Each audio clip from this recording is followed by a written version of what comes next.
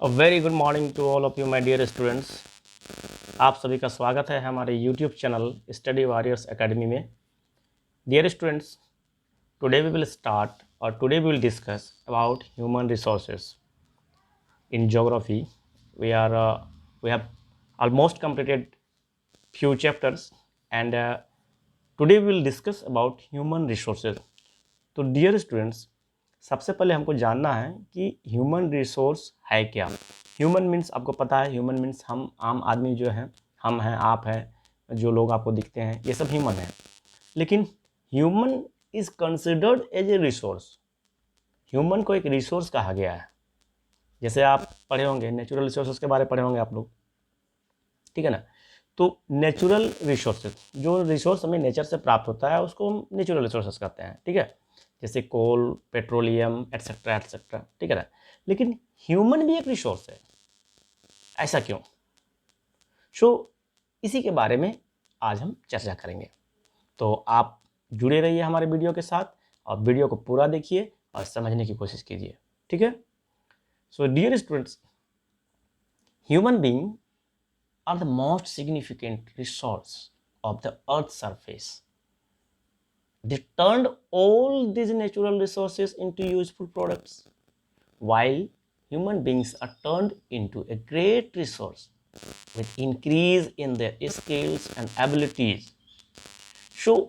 human resource कब बनता है?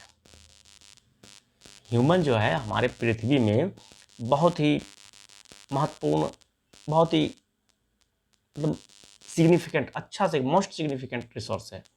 ह्यूमन को मोस्ट सिग्निफिकेंट रिसोर्स माना गया है। क्यों?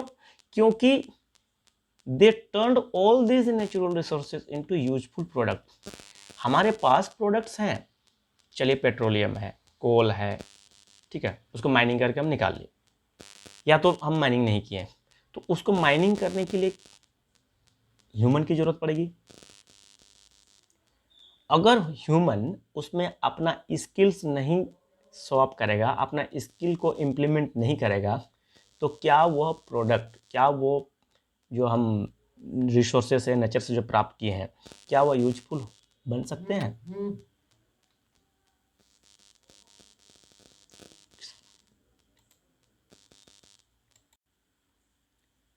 अगर ह्यूमन अपना स्किल्स और एबिलिटीज का यूज ना करे तो फिर जो रिसोर्सेस नेचर में हमें प्राप्त होती है वो ज्यों का त्यों पड़ा रहेगा। तो बात यहाँ पर क्या आ रही है? ह्यूमन रिसोर्स कब बन रहा है? जब वह अपना स्किल और एबिलिटी को इंप्लीमेंट कर रहा है, पुटअप कर रहा है, ठीक है। Health, education, motivation and skill turn the people into human resources. Very important thing. Human के पास गुड हेल्थ है, साउंड हेल्थ है, पढ़ा लिखा है, मोटिवेशन पावर है, उसके पास स्किल्स हैं, तो फिर वह जो नेचर में प्राप्त, नेचर की जो अवेलेबिलिटी है रिसोर्सेज की, उसको यूजफुल प्रोडक्ट में वो कन्वर्ट करेगा। अगर उसके पास एजुकेशन नहीं है, पढ़ा लिखा नहीं है, अच्छा स्वास्थ्य नहीं है, मोटिवेशन पावर नहीं है उसके अंदर में, उसके पास स्किल्स नहीं है, तो फिर वो कुछ नहीं कर पाएगा। तो उस केस में हम उसको रिसोर्स नहीं कहेंगे। रिसोर्स कब कहेंगे?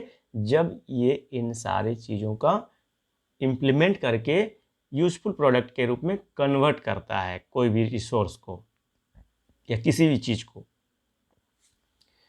Okay, so human resources can be refer to as the labour input into the production process. तो जो प्रोडक्शन प्रोसेस है, ठीक है, उसमें ह्यूमन रिसोर्स क्या हुआ? लेबर इनपुट के रूप में काम करता है, ठीक है ना। Like the natural resources, human resources are also unevenly distributed. ऐसा बात नहीं है कि जितने भी ह्यूमंस हैं सभी रिसोर्सेज हैं, ऐसा नहीं है, ठीक है। कहने का मतलब ह्यूमन तभी रिसोर्स बनेगा जब उसके अंदर में स्किल्स होगा, एजुकेशन होगा, हेल्थ होगा।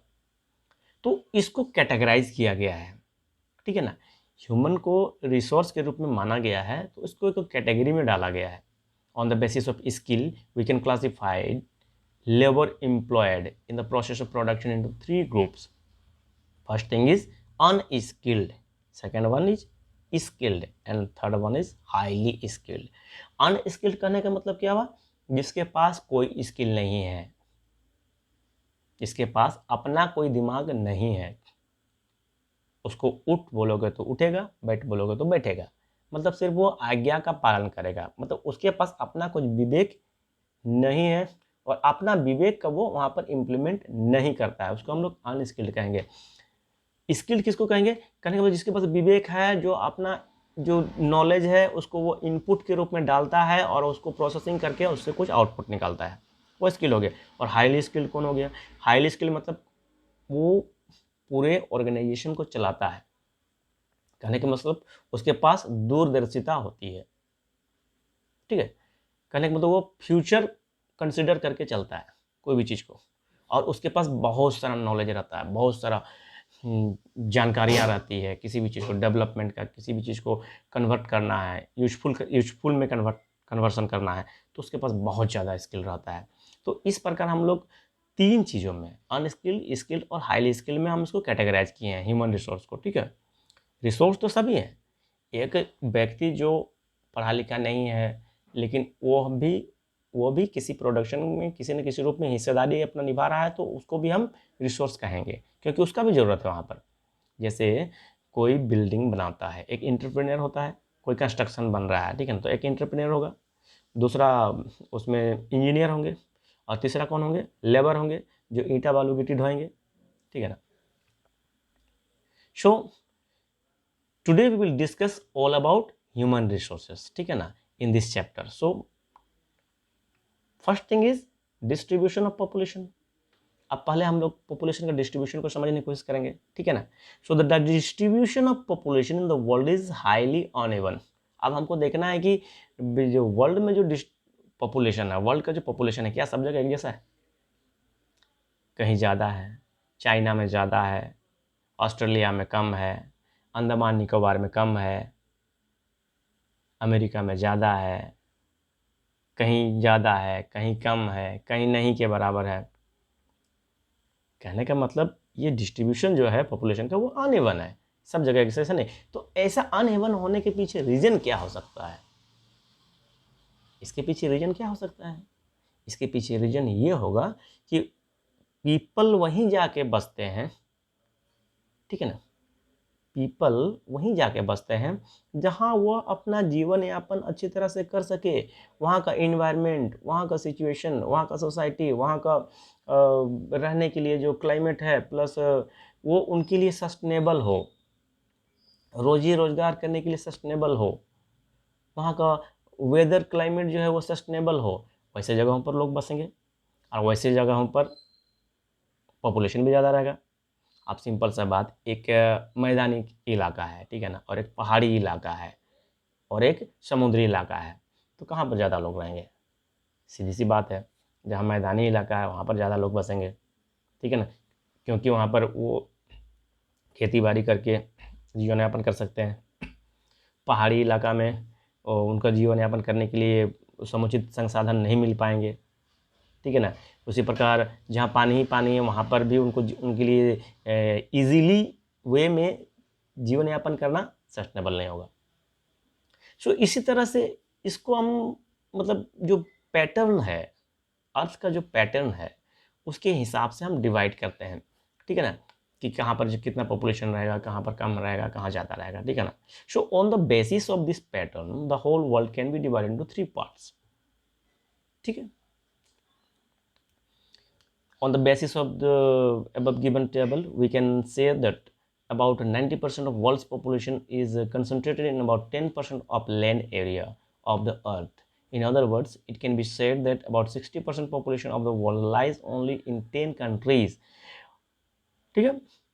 तो अगर देखा जाए डाटाबेस में, तो इसके हिसाब से आप देख सकते हैं कि मतलब जो 10 कंट्रीज़ हैं, टॉप मोस्ट कंट्रीज़ हैं, वहाँ पर ज़्यादा पॉपुलेशन है। और ज़्यादा पॉपुलेशन होने के पीछे कारण क्या हो सकता है? वहाँ का पैटर्न, ठीक है ना, land pattern, okay. So all this countries have more than 100 million people. Highly populated countries have favorable climate conditions that attract a huge number of people.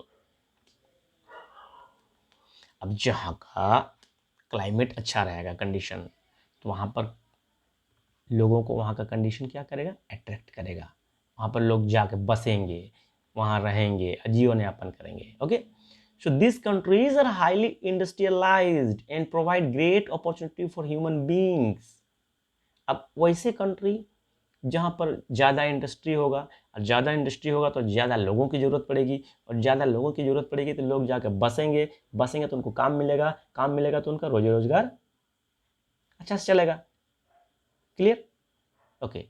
While the sparsely populated area have harsh climate conditions that is inhospitable for human settlement, और जहाँ पर कम sparsely populated मतलब जहाँ पर कम populated है, लोग जहाँ पर नहीं है, तो वहाँ का क्लाइमेट क्या होगा, ख़राब होगा, जो कि वहाँ लोग बस नहीं पाएंगे ह्यूमन सेटलमेंट के लिए, थोड़ा सुविधा अच्छा नहीं होगा उनका।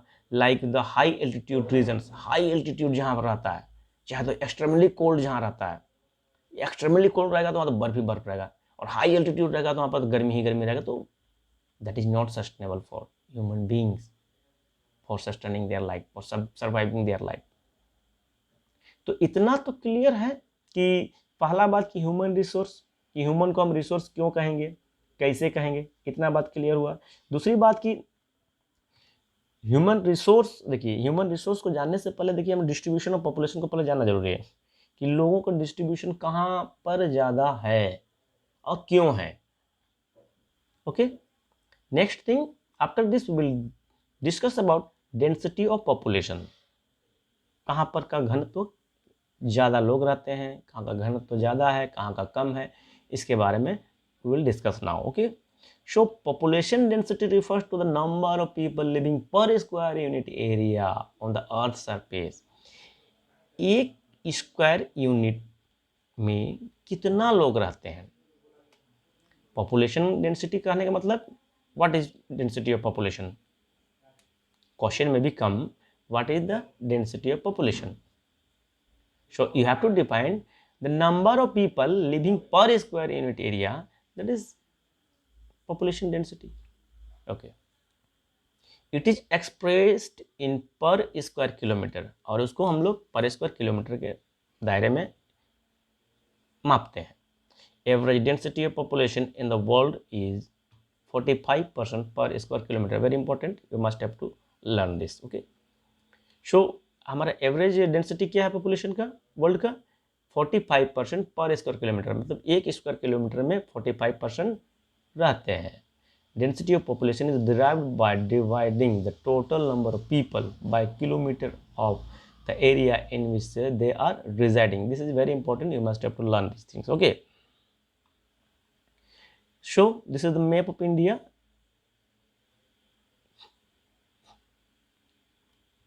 Now we'll discuss about we are discussing about density. Okay, so let us discuss in Asia. Okay, we are discussing now about Asia. So India and China are the most densely populated countries in the world. ये आपको पता है ना, India और China में बहुत ज़्यादा population है। In India, the density of population has increased from 77% per square kilometer in 1901 to 117% per square kilometer in 1951। देखिए 1901 से 1951 में कितना का डिफरेंस आया, 77 से 117 का डिफरेंस, बहुत ज़्यादा है ना। फिर एंड 382% पर स्क्वायर किलोमीटर इन 2011। अब देखिए कहाँ 77 था और कहाँ 2011 में हमारा 382% पर स्क्वायर किलोमीटर हो गया। ठीक है ना, इससे क्या पता चल रहा है कि हमारा जो जनसंख्या है, हमारा जो डेंसिटी ऑफ पॉपुलेशन है वो बढ़ते जा रहा है। अब बढ़ने के पीछे रीजन क्या बताया है, इंडस्ट्रियलाइजेशन, क्लाइमेट एटसेट्रा। ठीक है ना, या तो हम कहेंगे कि उसको sustainability of surviving. If we analyse the density of population within our country in 2011, we find that the capital city of Delhi has populated density of 11,297 persons per square kilometer। अगर 2011 की बात करें, दिल्ली की बात करें, तो उस समय 11,297 पर्सन पर स्क्वायर किलोमीटर रहते थे। वेयर इज अरुणाचल प्रदेश की अगर बात करें तो वहाँ का पॉपुलेशन डेंसिटी क्या है 17% पर स्क्वायर किलोमीटर। अगर हम दिल्ली की बात करते हैं तो 11,297 पर स्क्वायर किलोमीटर। और वही अरुणाचल प्रदेश, दिल्ली कहाँ, दिल्ली ठीक है ना हमारे देश की राजधानी, और अरुणाचल प्रदेश सीधे ऊपर चल जाइए, ठीक है ना, अरुणाचल प्रदेश कहाँ 17% पर स्क्वायर। तो ये क्यों ऐसा, इसका कारण है different physical, social, cultural and political factors are responsible for this variation in density of population. तो density question can become, ठीक है ना, क्वेश्चन में become from this part. तो डेंसिटी ऑफ पॉपुलेशन क्यों डिफर करता है, why the density of population differ from place to place, why, because physical, social, cultural and political factors are responsible for these variations of density of population. Yes. Okay, so dear students, we will discuss about factor affecting the distribution of population. अब हम चर्चा करेंगे कि ठीक है distribution of population तो हमको समझ में आ गया, तो क्या ऐसा फैक्टर्स हैं why the distribution of population is uneven from place to place, क्यों असमानता है ये, इसके बारे में चर्चा करेंगे. So these are various factors responsible for the uneven distribution of population. उसमें से कुछ है, पहला है आपका रिलीफ, सेकेंड है क्लाइमेट, नेक्स्ट है minerals, waters, soils, soil factor, social factors, cultural factors, political factors, economical factors and etcetera, ठीक है ना. So let us discuss about briefly about all these things. तो जैसे कि factors affecting the distribution of population, first thing is relief.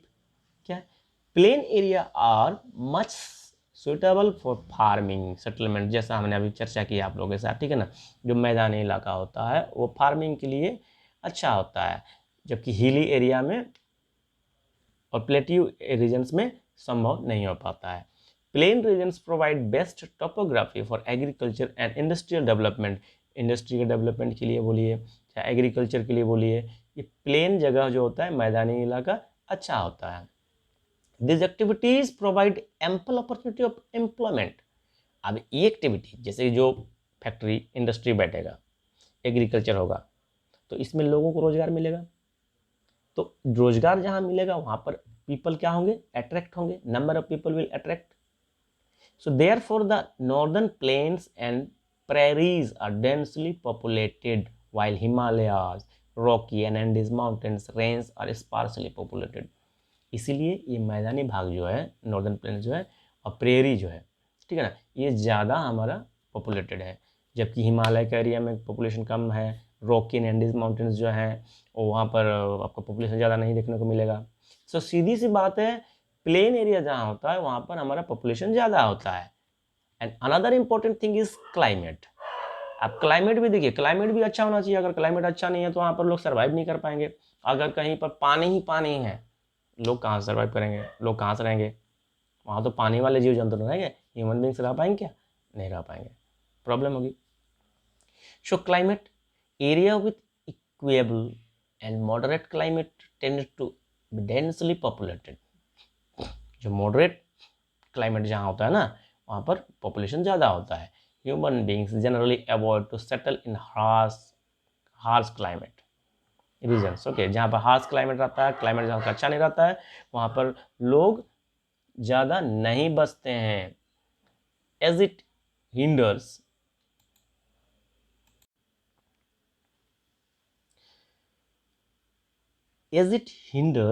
their working ability.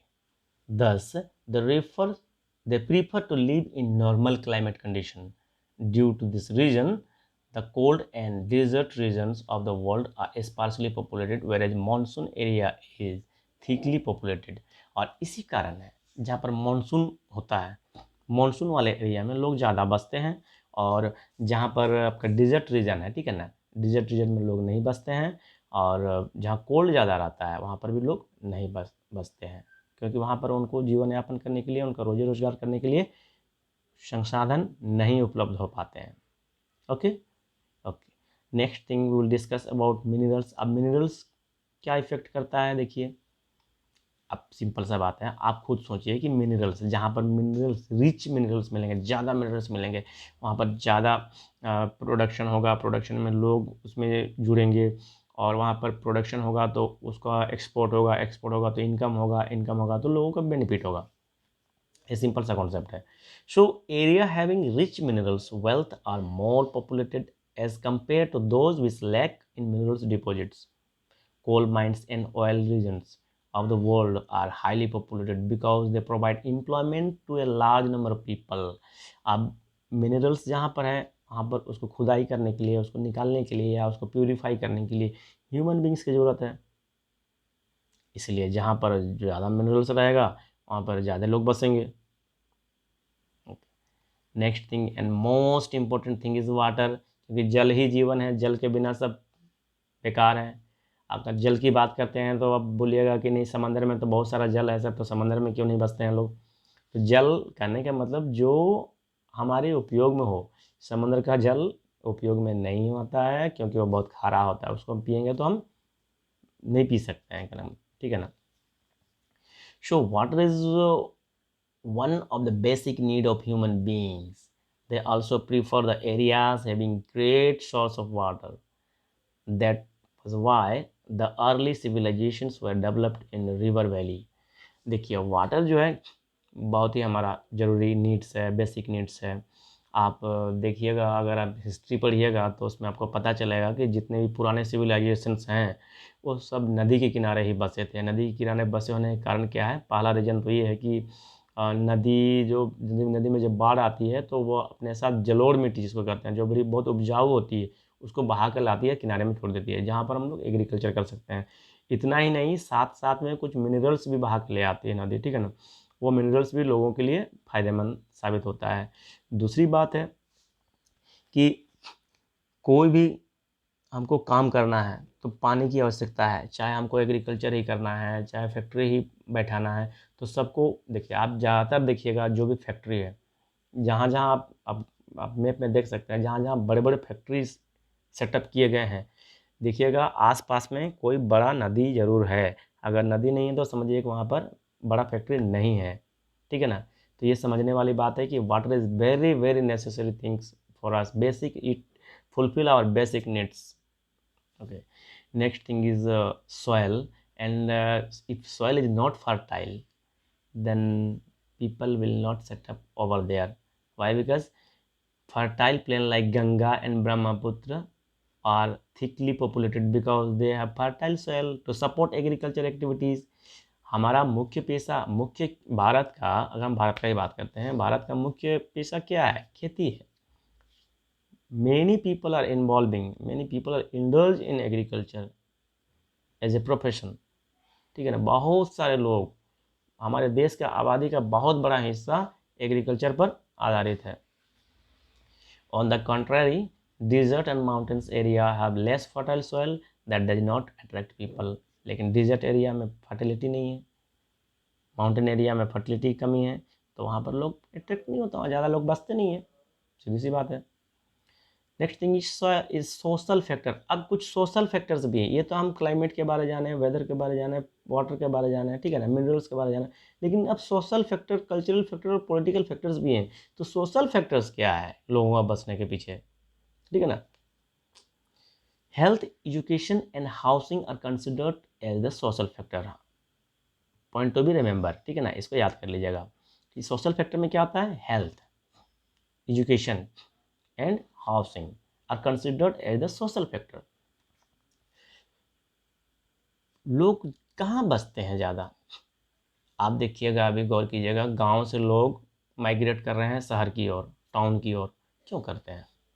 क्योंकि town में रोज़गार भी मिलता है।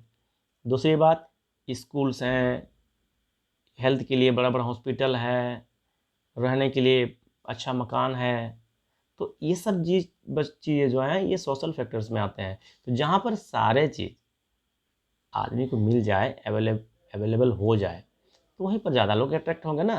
जैसे कि मुंबई, दिल्ली, पुणे, बेंगलुरु, ये सब एरिया है जो थिकली पॉपुलेटेड है, ठीक है ना, क्योंकि इनके पास सारे, जो एक ह्यूमन बींग्स को, एक ह्यूमन को जो ज़रूरत की चीज़ें हैं, हेल्थ, एजुकेशन ये सारा चीज़ एक ही जगह मिल जाता है, ठीक है। अभी आप अगर देखने जाइएगा गांव में, तो गांव में आपको वैसा बड़ा कॉलेज नहीं मिलेगा, टेक्निकल इंस्टीट्यूट नहीं मिलेगा, तो लोग बड़े शहरों की ओर मूव करेंगे ना, ठीक। कल्चरल फैक्टर क्या है देखते हैं। Cultural are and religious factors also effect human settlements. अब देखिए ये कैसे इफेक्ट करता है, ठीक है ना, ह्यूमन सेटलमेंट को। They have their own significance that attract large number of people. Varanasi, Vatican city, Amritsar, Jerusalem are culturally rich cities of the world. विश्व का अगर देखा जाए कल्चरल सिटी में, तो हम वाराणसी को मानते हैं, वेटिकन सिटी को मानते हैं, अमृतसर को मानते हैं, जेरूसलम को मानते हैं, ठीक है ना। तो यहाँ पर लोग ज़्यादा अट्रैक्ट होते हैं, जो लोग ज़्यादा बसना चाहते हैं। अब पॉलिटिकल फैक्टर क्या है, ठीक है। Countries with stable government tend to have denser population. Political stability influence the concentration of and growth of population. देखिए पॉलिटिकल फैक्टर बहुत बड़ा चीज़ है, सीधी सी बात है। अगर हम एक छोटा सा एग्जांपल लेते हैं हम हिस्ट्री से, ठीक है ना, जहाँ कहीं मोनार्चिकल गवर्नमेंट है, जहाँ पर तानाशाही का सरकार है, या तानाशाही का एक एग्जांपल ले रहे हैं बस समझिएगा, तानाशाही सरकार है, ठीक है ना, और कहीं पर डेमोक्रेसी है, तो कहाँ कहाँ लोग बसेंगे ज़्यादा। जहाँ डेमोक्रेटिक कंट्री है वहाँ ज़्यादा ज़्यादा डेमोक्रेटिक प्लेस जहाँ पर है वहाँ पर ज़्यादा लोग बसेंगे, ठीक है ना। मोनार्चिकल वाला में नहीं बसेंगे लोग, क्योंकि वहाँ पर अपना विचारों का हम शेयरिंग नहीं कर सकते हैं। So people are always attracted towards the regions with great political development. और जहाँ पर का पॉलिटिकल डेवलपमेंट अच्छा है, मतलब पॉलिटिकल सिचुएशन कहेंगे या पॉलिटिकल डेवलपमेंट कहेंगे, वहाँ पर अच्छा है, तो वहाँ पर लोग ज़्यादा बसते हैं। Next thing we will discuss about economical factor. तो in area with improved economic conditions and employment opportunity, most important thing, economic factor मतलब एम्प्लॉयमेंट अपॉर्चुनिटी। जहाँ पर एम्प्लॉयमेंट अपॉर्चुनिटी होगा वहाँ का इकोनॉमिक फैक्टर ग्रोथ करेगा, या तो जहाँ का इकोनॉमिक फैक्टर ग्रोथ है वहाँ पर एम्प्लॉयमेंट अपॉर्चुनिटी ज़्यादा मिलेंगे। तो ये जो है ये बहुत ज़्यादा अट्रैक्ट करता है आपको पीपल को, ठीक है ना। जैसे मुंबई, कोलकाता, दिल्ली, ये इंडिया की बात कर रहे हैं, और जापान के लिए ओसाका, ठीक है ना, न्यूयॉर्क इन यूएसए, ठीक है ना, are some of the thickly populated cities of the world, क्योंकि यहाँ का इकोनॉमिकल स्टेटस जो है अच्छा है। One figure is there, population change, okay, population change. So dear students, we will discuss it in our next video. That's all for today. We will discuss about this in our next video. So stay connected with our YouTube channel Study Warriors Academy, and I again requested you that whatever the video I post in YouTube, please watch the video completely. Video को पूरा देखना है, ठीक है ना, तब आपको पूरी चीज़ समझ में आएगी। और अगर आपने लाइक नहीं किया है तो लाइक कर दीजिएगा, कोई बड़ी बात नहीं है, बस आपको बटन छूना है लाइक का।